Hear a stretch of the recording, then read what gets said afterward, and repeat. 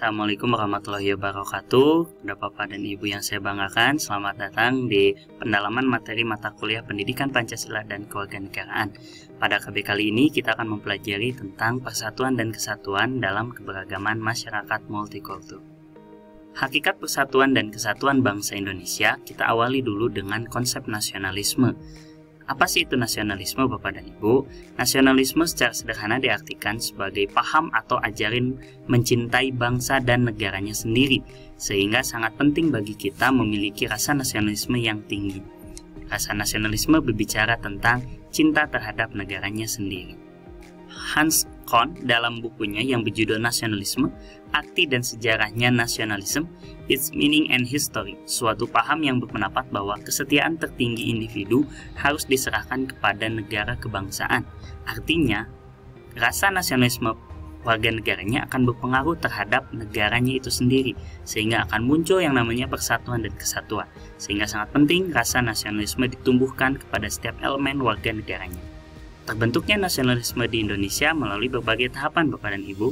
Kita lihat yang pertama, mulai terbentuknya kelompok-kelompok kecil masyarakat Indonesia yang terikat oleh kesamaan daerah geografis karena sama-sama bertempat tinggal di wilayah Indonesia, sehingga terbentuklah kelompok kecil masyarakat Indonesia. Tahapan keduanya, setelah adanya masyarakat Indonesia, maka akan melahirkan suku-suku bangsa yang lebih luas, yang selanjutnya akan merupakan bagian dari masyarakat Indonesia. Seperti yang Bapak Ibu ketahui bahwa suku-suku bangsa di Indonesia ada sangat banyak. Lalu tahapan yang terakhir adalah terbentuknya masyarakat bangsa Indonesia seperti yang kita kenal sekarang ini atau yang kita sebut sebagai National State Indonesia. Artinya, nasionalisme terwujud dari yang namanya kelompok kecil dulu, lalu lahir sebuah suku-suku dan suku-suku itu menjadi sebuah bangsa Indonesia. Nah, setelah terbentuknya sebuah nasionalisme, maka bagaimana cara kita membina nasionalisme Indonesia yang sudah ditumbuh kembangkan? Yang pertama adalah mengembangkan kesamaan di antara suku-suku bangsa penghuni di Nusantara. Walaupun kita berbeda-beda, tapi kita tetap satu jua atau semboyan negara kita yaitu Bhinneka Tunggal Ika. Sehingga kita harus mengedepankan kesamaan dibandingkan perbedaan yang ada di negara ini. Yang kedua adalah dengan mengembangkan sikap toleransi.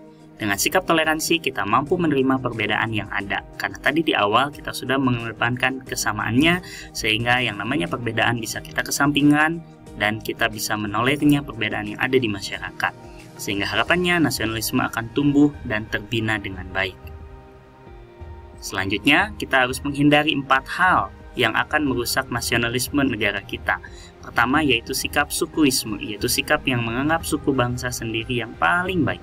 Yang kedua adalah copisme, sikap yang hanya memuliakan bangsa sendiri dan merendahkan bangsa-bangsa lain. Artinya menganggap bahwa bangsa Indonesia adalah yang terbaik dibanding bangsa yang lain dan dinilai secara berlebihan. Sikap yang ketiga adalah ekstremisme, sikap keras mempertahankan pendirian dengan berbagai cara, seperti halnya terorisme dan sebagainya. Itu cinta terhadap Indonesia tapi terlalu ekstrim berlebihan sehingga dianggap sebagai ekstremisme. Yang keempat adalah provinsialisme, sikap yang selalu berkutat dengan kepentingan provinsi atau daerahnya sendiri, sehingga tidak mementingkan pembangunan di daerah yang lain. Sehingga kita harus menghindari sikap-sikap ini agar rasa nasionalisme kita bisa tetap terjaga dan tidak akan luntur sampai kapanpun.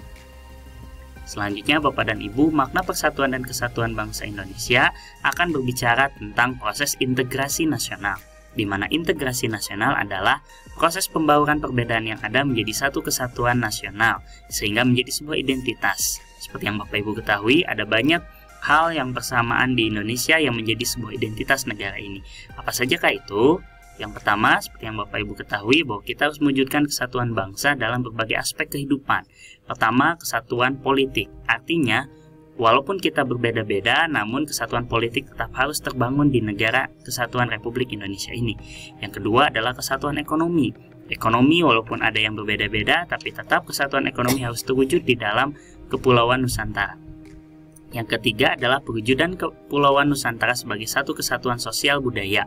Walaupun dari Sabang sampai Merauke kita memiliki adat istiadat yang berbeda, namun kita harus mewujudkan kesatuan sosial budaya yang menjadi sebuah integritas nasional atau menjadi identitas negara ini. Yang terakhir adalah perwujudan Kepulauan Nusantara sebagai satu kesatuan pertahanan dan keamanan. Dari Sabang sampai Merauke, pertahanan dan keamanannya tetap harus menjadi prioritas, sehingga tidak ada istilah bahwa hanya terpusat di Pulau Jawa saja dan pulau lain tidak mendapatkan pertahanan dan keamanan yang yang maksimal. Nah, itu harus kita hindari sehingga harus dimaksimalkan integrasi nasionalnya, karena pertahanan dan keamanan itu sangat penting dari Sabang sampai Merauke. Faktor-faktor integratif bangsa sebagai perekat persatuan.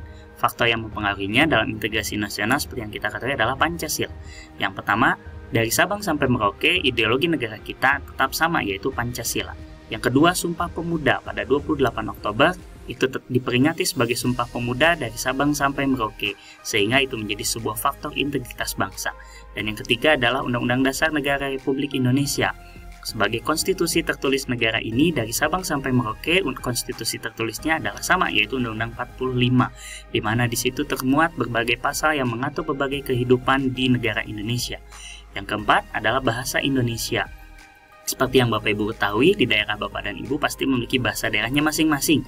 Namun, ketika menggunakan bahasa pemersatu itu bahasa Indonesia, akan mempersatukan bangsa Indonesia, karena semua orang pasti akan memahami bahasa Indonesia ketimbang menggunakan berkomunikasi dengan bahasa daerah yang mungkin orang di daerah lain tidak akan paham dengan bahasa daerah Bapak dan Ibu sekalian.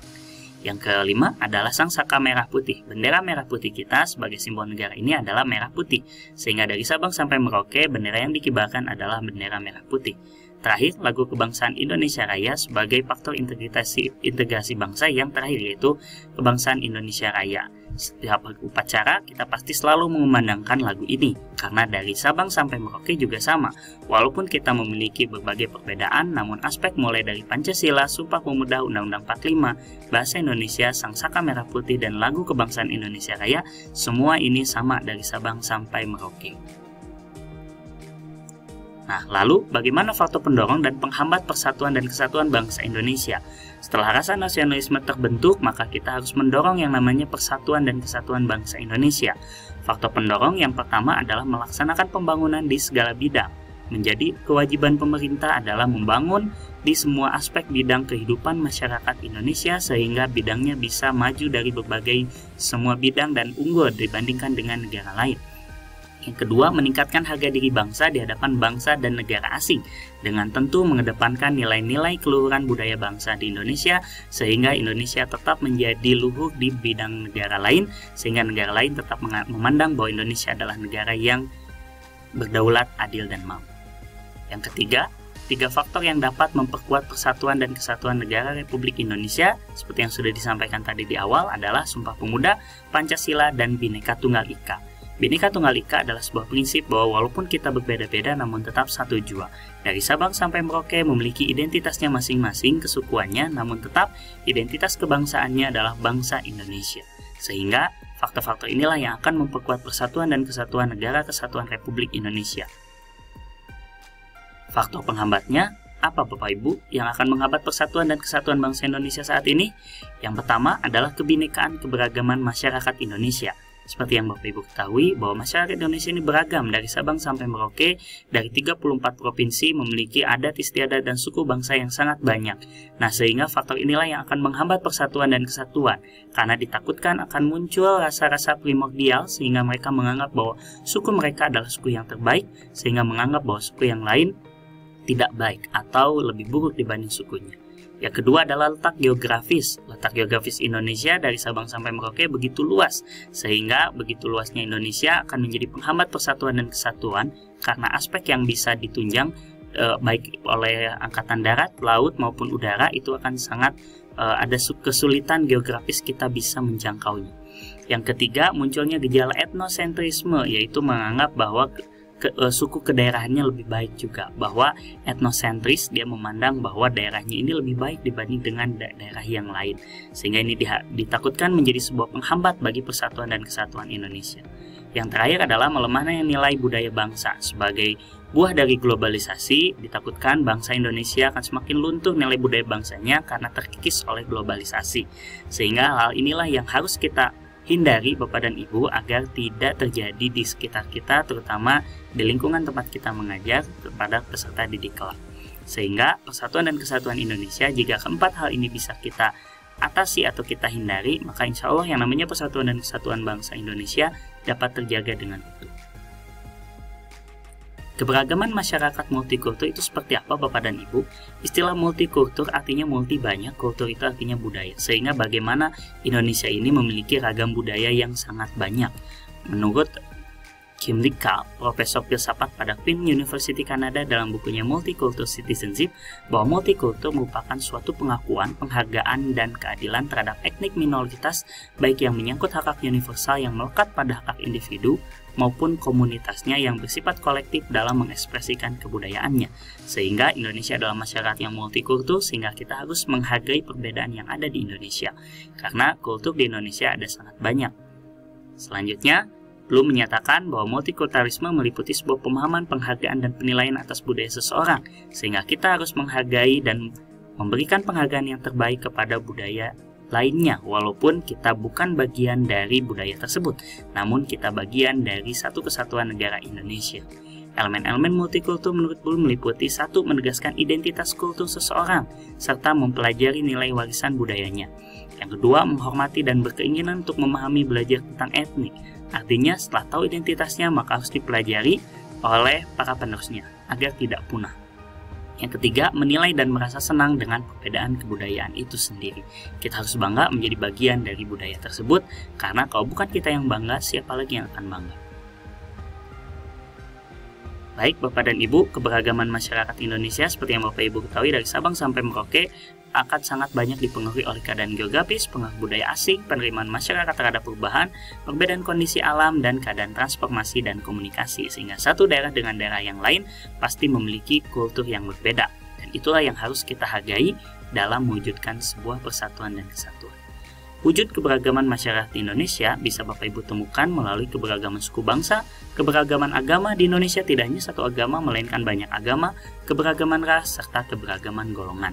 Nah, keberagaman inilah wujud keberagaman yang ada di Indonesia yang senantiasa harus kita junjung tinggi dan kita hargai sebagai satu kesatuan bangsa Indonesia. Lalu bagaimana Bapak Ibu bisa menerapkannya di dalam pembelajaran di kelas Bapak dan Ibu? Bapak Ibu bisa menerapkan salah satu contohnya yaitu dengan model pembelajaran bermain peran, di mana dalam model ini setiap peserta didik diberi kesempatan untuk bermain peran dengan perannya masing-masing, sehingga mereka akan menghargai peran satu dengan peran yang lainnya, sehingga akan muncul yang namanya persatuan dan kesatuan dari model pembelajaran ini. Ada banyak tahapan Bapak Ibu dalam model bermain peran, mulai dari merangsang semangat kelompok, memilih peran, mempersiapkan pengamat, hingga ingin mengkaji kemanfaatannya dalam kehidupan nyata, melalui saling tukar pengalaman dan penarikan generalisasi. Sehingga diharapkan melalui metode ini akan tumbuh persatuan dan kesatuan dari peserta didik, karena peserta didik memahami perannya masing-masing dan menghargai peran orang lain. Baik Bapak dan Ibu, itulah materi yang akan kita pelajari tadi, yang sudah kita pelajari, sehingga mudah-mudahan bermanfaat bagi Bapak dan Ibu, sehingga bisa diterapkan dalam kehidupan sehari-hari dan bermanfaat bagi Bapak dan Ibu untuk mengembangkan kompetensi Bapak Ibu di kemudian hari. Sekian, terima kasih. Assalamualaikum warahmatullahi wabarakatuh.